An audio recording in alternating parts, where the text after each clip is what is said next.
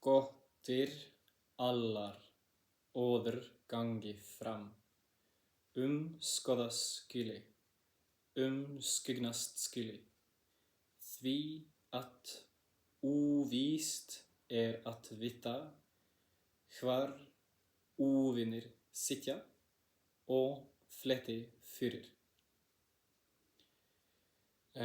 Og oversatt, døre alle før du måtte gå fram, skotte seg skulle du,